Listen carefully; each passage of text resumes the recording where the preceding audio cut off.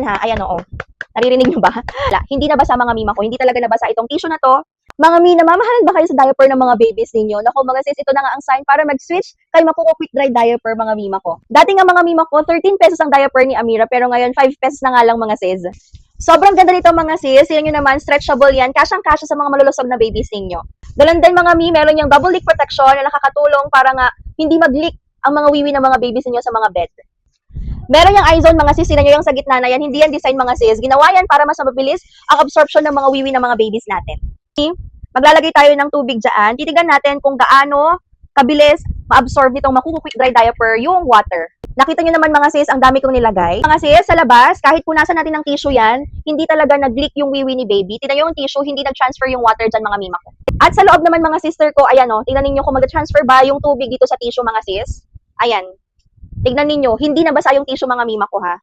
Sige, ididiin natin. Ididiin natin ha. Ayan o. Naririnig nyo ba? Dinidiin natin siya mga sis. Wala. Hindi nabasa mga mima ko. Hindi talaga nabasa itong tissue na to. Dagan pa natin ng tubig mga mima ko. Ayan.